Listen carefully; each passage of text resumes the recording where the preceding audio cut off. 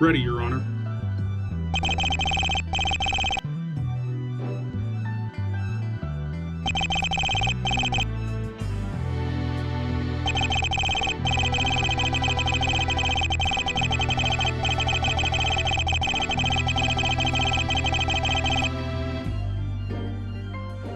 Yes, Your Honor. I feel it is necessary to have a full understanding of my client's history in order to make a proper defense for the claims made against them.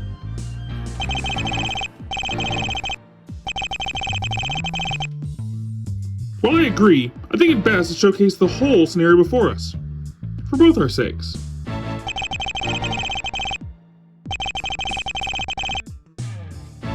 Good work, Tendo. You think this will help? I know it will, Nami. It's gotta. What more is there to say about Journey into Imagination? Easily my favorite ride at Epcot, and one of the most likely not to be dethroned from that position anytime soon. To go into its history, the ride was developed as simply Journey into Imagination, a dark ride themed around exploring the potential of imagination and its role in shaping the future as we know it. It was originally designed to be an opening day attraction for the park, but had to be delayed by 5 months to get it properly working. The ride starred a marvelous, mysterious man of whimsy called the Dream Finder, and his partner, the Figment of Imagination, formed from his own mind, Figment. However, like many rides, the oncoming specter of change came for this whimsy, as the ride's sponsor, Kodak, refused to continue their sponsorship unless the ride got a fancy new update of some kind to draw back attention to it. And this resulted in the original ride to be shut down, Dreamfinder to be shot, and for the ride to be reintroduced as Journey into Your Imagination, a much less respected and enjoyed experience, on account of one factor that really caused problems for it. They just plain sucked. Yeah, it really sucked. Removing Figment and replacing the ride's whimsy and wonder with boring insults and science babble. But Disney quickly took note of how disliked this version was, replacing it with what we have today, Journey into Imagination with Figment. The ride in many ways was also disliked by many fans of the original, unhappy with the lack of Dreamfinder and about Figment's current portrayal. But to me, the changes work well for the ride's overall themes and narrative to create a cohesive, well put together attraction that deserves more respect.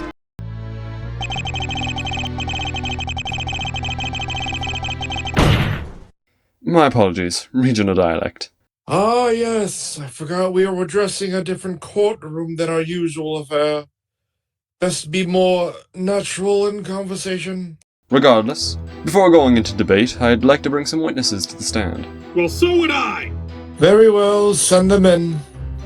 Hello, my name is Agatha File, mad scientist, purveyor of crab experiments. No one understands Journey into Imagination like me. I was there. I rode on that ride with my mother, my father, and my twin sister, the good twin. And no one was standing in that line, and it was so wonderful, so colorful, so magnificent. It was charming, it was dreamlike, and Figment was just, a little spark within the ride. And it was a wonderful memory that I will forever keep in my heart and my mother's old VHS recorder. And then, I'm sorry. And then years later, I go on the ride and I can't even say it. What did they do? What did they do to my boy? I understand that things have to change, but why? Why did you change it for the worst? He was just a baby! He was just a baby and you massacred him before my eyes! I wasn't there to protect him! My child! Oh, Figment! Oh, my poor babe! Okay, we really need to move this along. Bailiff, please limit the other witnesses' time on the stand. Our tears are on your hands, and his blood know what? I admit it, Your Honor. I actually liked this ride back when I was a young child, but nowadays, I kind of see it as more of a kiddie thing. I wish they brought Dreamfinder back, though. That would be awesome. You maniac! You blew it up! Damn you all to hell! Oh sure, they brought Figment back from the dead, but apparently coming back from the dead makes you an insufferable, hyperactive jackass who won't shut the hell up about imagination! Over and over and over and over and over and over and God, why couldn't this have been a shooter ride? They made the ride significantly shorter, significantly more boring, and got rid of a beloved character. It's hard to mess up a ride any worse than that. At first glance, this may seem like it has so much going against it, what with Eric Idle interacting with a small purple dragon as he tries to explain 3 of the human senses, culminating with a song that sounds like it was written in about 5 minutes by a 3-year-old on a sugar rush. But oddly enough, it works. You guys all know how much I love Figment. Honestly, do not think this ride is worth riding too much. I think they should get rid of it and put something much cooler in. I would rate this ride a solid 4 out of 10. Perhaps it would be best if we were to properly discuss the accused in question. Yeah, that was a lot. I really need to be more careful when it comes to my witnesses. Anyway, let's get into this ride proper. This is Journey to Imagination with Figment. So, the attraction starts by walking into the illustrious Imagination Institute, a place of scientific study and celebration of the human imagination. Now, I'll say up front that one detail I find rather neat is the connecting tissue of the Institute, seeing Easter eggs and references to multiple different invention-focused Disney films, such as Flubber and the Honey, I Shrunk the Kids franchise. I swear, this is really dang cool. Why don't we get more rides with IP crossover like this? Because it sucks! Are you seriously telling me that this blatant IP pandering is something to be celebrated? Well, I don't see why not. After all, a common word utilized for such a thing in media, despite its more risque alternate definition, is fan service. And for the fans of any of these films, isn't the acknowledgement and celebration of the efforts that went into these projects something to be admired? No, it's not. It's shallow pandering to avoid having to put an actual effort into an attraction, just like has slowly taken over the park in recent years. Is it though? Just because attractions are servicing the fans of certain Disney IPs, that doesn't mean they're putting less effort into their design. Just look at the detail, artistry, and effort that goes into these projects, and you can see they are far from examples of laziness, but instead of showcasing a love for the same media that the audience has respect for as well.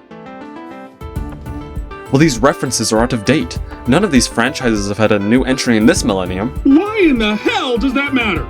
They clearly have some staying power with people. It's like any of these films have been forgotten. That's irrelevant. Stop bringing your opinionated biases into... Enough! It is clear we're getting nowhere in this regard. Just continue to the attraction proper, please. Very well. Yes, Your Honor. Let me just say, it's a very unique style of attraction, being almost like a slow-moving roller coaster with its long car design, allowing for riders to stop and experience each scene at a relative speed, including stopping for many notable moments. It's a unique ride system of which I've never seen its like before or since. I have no objections. Very well, continue to the first scene. So we ride into our first scene, where we meet the star of the attraction, Eric Idle as Dr. Nigel Channing, chairman of the Imagination Institute. I hear you have a history with... doctors. Not relevant! Who's here to take us through an open house of the organization he's chairman of. He sets up that we'll be taken through a tour of how the 5 senses can help capture the imagination, only to introduce... an annoying little ruination of a classic Disney character. Look, if you just let me continue... Just get to the point then. Your slow, detailed recap is only wasting time. No, it's not. I'm establishing the base facts of the matter so that I can make my wider point. Very well. Then allow me to do the same. Here is where we first establish the nature of the beast, as Figment details the whole conversation with his annoying, manic energy that even the good doctor finds distasteful. Yes, that is accurate. That only plays into what makes this attraction work down the line. Perhaps we should be moving on to the next scene. And thus, we move into the Sound Lab, where Nigel attempts to do a hearing test on us, only for Figment to hijack it with our first sign of this ride's wondrous musical masterpiece, One Little Spark. Indeed, The song is undeniably wonderful, but it was a product of the superior original version, not this corrupted new iteration. You make a fair point, but the preservation of it is something to be respected. Look, I am far from a Splash Mountain defender, and I'm quite looking forward to the upcoming Tiana rework. But if there is anything that saddens me about the work being done, it will mean the loss of the songs that made up the classic ride.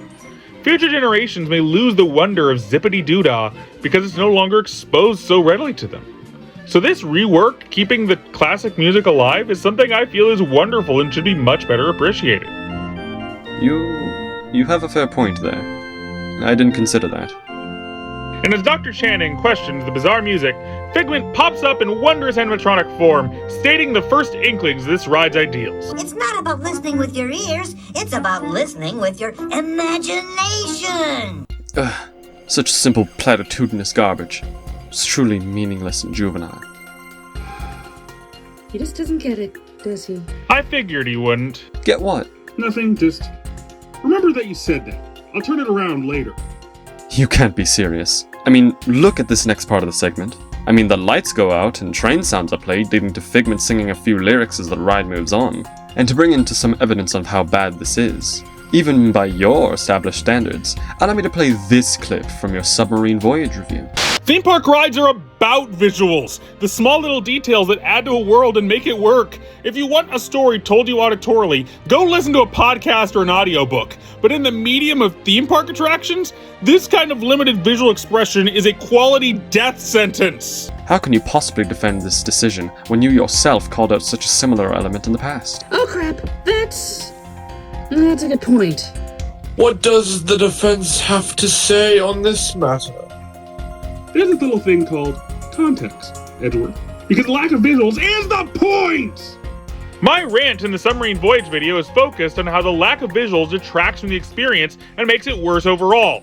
But this scene is all about how visuals aren't necessarily needed to fill in a scene, and the sense of sound can fill in a moment and let your brain fill in the rest through your imagination.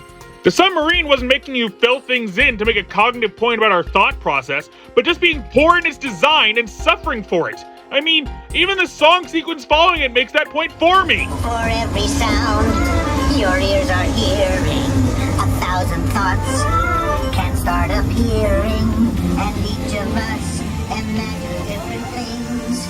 From just a sound, your mind has wings. Wow. Screw the deaf, I guess. Yeah, you got me there. And now we move into the next scene to insult the blind, as we head into the sight lab, where Figment messes with the doctor's attempt to give us an eye exam. Yes, but it's a charming little moment that expands on the point established in the previous scene with the train. Figment makes that quite clear. Sure, you can see with your eyes, but imagine what you could see if you used your imagination. What childish drive.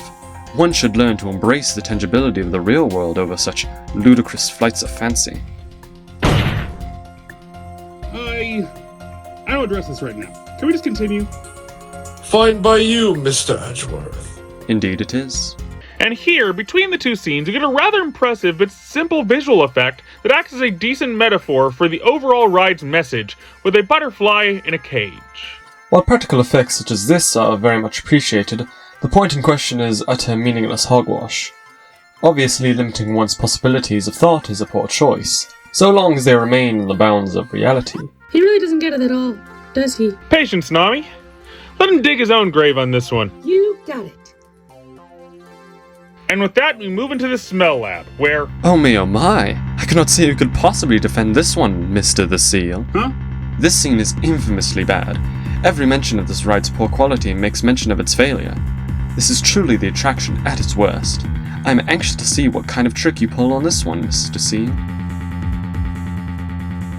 You're right. Indeed, it is truly horror. What? This scene is truly awful. Undeniably so. It is the ride's worst moment, and it's not deserving of my defense. And yet you still defend this attraction. Yes, because one bad scene does not make a ride bad overall. There are very few rides I'd call perfect. Even some of my favorite rides have scenes I am just not a fan of or I'd call objectively bad. But one bad moment doesn't spoil a whole attraction. Sure, it brings the quality down, but it's only one small bad element in a wonderful whole piece. So you admit this ride's faults? Can we get into the actual scene in question, please? The scene starts with entering into the smell lab, where Figment once more sabotages the scenario by starting a roulette wheel and unleashing a massive skunk scent into the room, assaulting the guests' noses with the awful, offending odor before sending the riders off. And the defense's response? I stand by what I said. I cannot defend this scene in good conscience. It's disgusting, unpleasant, and immature in the worst way, delving into gross-out humor that's unfitting of Disney and its style. And if this ride does ever undergo an alteration like many are looking for, the death of this scene would be the one benefit. If this were a trial for this one scene instead of the attraction as a whole, I would not be standing in this courtroom today. Well put, Mr. Seal. A surprisingly honorable position to take. Can't believe you took that hit, Tendo. I didn't have a choice. This scene's indefensible. Anyway, we leave the moment behind and Dr. Channing decides to end the tour early, concerned about bringing us into the touch and taste labs after our previous encounters, giving Figment the opportunity to take full control of the tour. A poor decision, really. Quiet, you! And with that, Figment takes this opportunity to make his ideals known, as he shows the possibilities of imagination beyond the bounds of reality's grasp, the upside-down house being a perfect example of such. Such goofy, incomprehensible nonsense. Do you find enjoyment in this? Yes, I do. Because this is what leads to something I've been building to throughout this entire case. What? Let's talk about Dr. Nigel Channing. Dr. Channing has been established as a man of science, trapped in rationality and base logic. And while that mindset has its place, don't get me wrong, this is the story about his arc to embrace the potential of true imagination. Using imagination for fantasy and exploration beyond reality's grasp, instead of trapping it in rigid reality as he has, guided by our favorite purple dragon. And this here is a revelatory moment of his arc, seeing the unleashed imagination he's been scared of unleashed in full force, and seeing the wonderful thing it is instead of the nightmare he feared. Objection! Is this really the mindset you want to instill in our children? Their minds filled with whimsy and fantasy instead of actually facing reality? This is a Disney park! This is exactly the place for such things! There's a place and time to be real, yes. But this is a ride about maybe seeing that living one's life entirely in reality can have its own struggles that perhaps we do not need to carry. What are you saying? That maybe haters like you are making the same mistake as Dr. Channing. Annoyed by the potential of unleashed fantasy, seeing it as childish and annoying instead of simply coming along for the ride and embracing that potential. But instead of seeing the message and arc behind this whimsy, you're stuck simply seeing such ideals as childish and annoying. And frankly, I'd rather be a fun, annoying kid than an adult who sees the world like that. You do realize there's no other scene to cover, yes? Of course, Your Honor. It's best we continue. Agreed. And with our protagonist now changed mindset through his arc, we rush back to the main institute for our big Bailey Falls run, to see the true potential of imagination as Figment unveils a wondrous tableau of creativity and fun before us, as the song plays in full force. You have me in a bind here. I can't really object to that proving your overlying point correct. Exactly. And with Dr. Channing's imagination set free, we see him make a reference to classic French cinema as we head into the exit area, creatively hidden from us in a field of stars before allowing us to disembark this wonderful tour. Your closing argument? Very well then. I love this ride, and I will always stand by it. This is easily my favorite ride at Epcot. Not just because of the visuals, the amazing music, the celebrity casting, or the character of Figment, those are surface level, but because of the story and ideals it presents. The original was a classic, don't get me wrong, but I think there's more value in seeing a character go through an arc to learn the ideals of imagination than simply already holding them strong at the beginning like with Dreamfinder. Many simply see this as a childish ride where Figment preaches about the ideals of imagination. What I see here is the story of a man struggling with embracing potential of fantasy and whimsy, who through the help of an energetic, friendly dragon, learns to look beyond rigid reality and embrace potential beyond its limits. And to me, that will always be something to be admired. A well put case. But I have to question, what started such a downward spiral in this ride's reputation? I may know the culprit in question, Your Honor. Who could it be? You see, according to the lore of this attraction and its previous incarnations, Figment was created via the imagination, like many others. So would that not posit that a negative view of the character would also manifest in a similar manner? What? As such, I'd like to call our true culprit to the stand. The one responsible for this ride's accusations and negative reputation. The Hatem Figment. The one manifested from their warped views of the character. I call Anti-Figment to the stand! I'm sorry, but what the hell is going on here? Indeed, I'm confused. Might I introduce the one who caused the Hatem for this ride? The one responsible for this ride's negative reputation and Figment's stated annoying nature. Anti-Figment. What you need is more imagination! Dear God! What is this abomination you have brought into my courtroom? The true evil that lies at the heart of this case. The true culprit of a crime here is standing right before you, Your Honor. So, you think you won, don't you, Seal? Well, yes. I think I put my case pretty well. You may have me cornered, but Tendo, she's coming for you, Tendo! What? She's coming for you, Tendo! She's coming for you!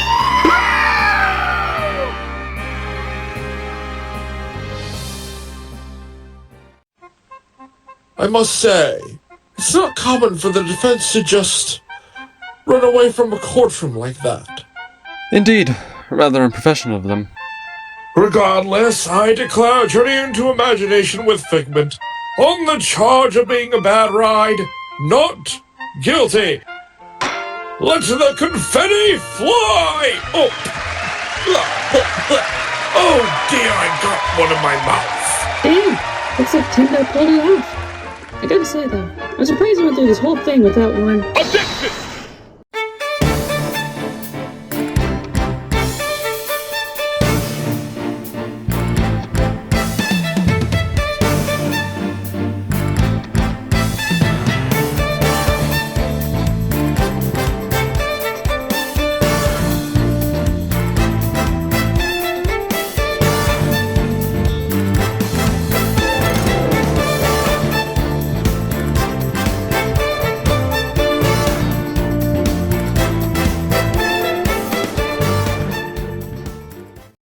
Okay, let's get into this. It was years ago, when I was just a pup. I was just a seal like any other, enjoying my days with my family. But then, she appeared.